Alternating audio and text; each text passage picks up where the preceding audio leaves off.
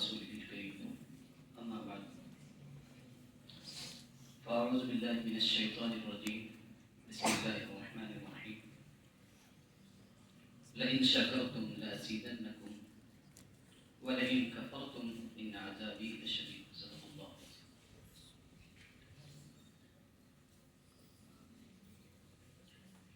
Stage پر تشریف فرما اساتذہ کرام، حضرت محتمم صاحب اور صدر صاحب اور دیگر اساتذہ کرام، مزید طلباء، اللہ تبارک و تعالی نے ہم سبوں کو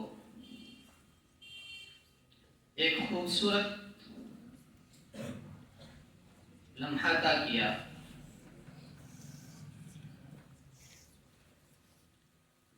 حقیقتاً ہم جس کے حقدار نہیں،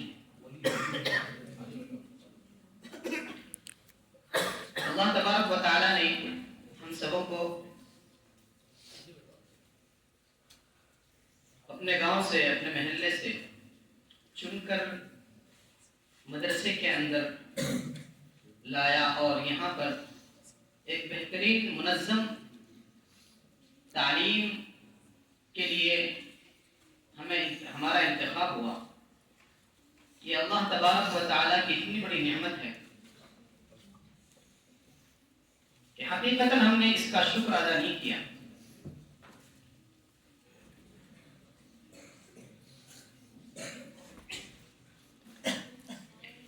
آپ سب، ہم سب، ہمارے لیے ایک ایک طالب علم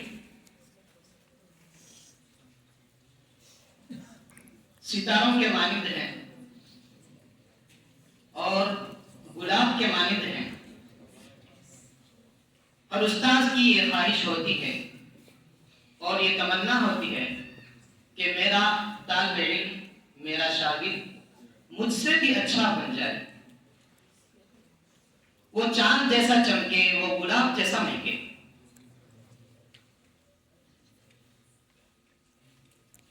اب اس میں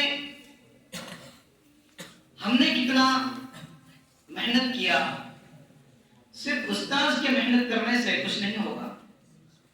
ہمارے استاذ کے ساتھ آپ کو بھی محنت کرنا ہوگا. ہم پڑھائیں گے، آپ کو توجہ کے ساتھ سننا ہوگا، اس کو دل میں جگہ دینا ہوگا، دماغ میں بٹھانا ہوگا کہ علم طلب سے ملتا ہے، بے طلبوں کو علم نہیں ملتا. علم حاصل کرنے کے لیے سچی طلب ضروری ہے. اگر سچی طلب نہیں ہوگی تو علم حاصل نہیں ہو سکتا. یقیناً اللہ تبارک و تعالیٰ نے ہمیں ایک خوبصورت موقع دیا، لیکن جیسا اس کا حق تھا ہم حق ادا نہیں کر سکے. اس کے لیے ہم اللہ تبارک و تعالیٰ سے معافی کے طلبگار ہیں. قرآن کریم میں جہاں انبیاء کا تذکرہ ہے، وہیں پر اللہ تبارک و تعالیٰ اگر چاہتے تو صرف قرآن نازل فرما دیتے، بس تھا. قرآن نازل کر دیتے. انبیاء کو بھیجنے کا منشا اور ضرورت کیا تھی؟ تو یہ پتہ چلا کہ اگر کوئی کچھ بنتا ہے تو اس کے لیے معلم کا ہونا ضروری ہے. اور معلم اس وقت تک علم نہیں دے سکتا جب تک آپ کے اندر وہ طلب نہ ہو، آپ کے اندر وہ ادب نہ ہو. تو اس کے علم حاصل کرنے کے لیے جہاں ایک اچھے استاذ کی ضرورت ہے، وہیں ایک اچھے طالب علم کا ہونا بھی ضروری ہے. اور دوسری چیز میں یہ سمجھتا ہوں کہ کوئی طالب علم کتنا ہی چھوٹا ہو، کتنا ہی بڑا ہو، اگر اس نے مضبوطی کے ساتھ کسی باعمل اور قابل استاذ کا دامن تھام لیا تو یقیناً وہ کامیاب ہوگا. میں نے اپنے آنکھوں سے دیکھا کہ عربی چہارم میں دارالعلوم دیوبند کے اندر داخلہ ہوا. اس کے بعد وہ طالب علم استاد سے اس کا کنیکشن ختم ہو گیا، تعلق ختم ہو گیا، تو صرف لباس رہ گیا، علم وہیں ختم. تو اگر آپ کامیاب ہونا چاہتے ہیں تو کسی کا دامن مضبوطی کے ساتھ پکڑنا ہوگا. اگر نہیں پکڑیں گے تو آپ کے اندر وہ کمال نہیں آئے گا.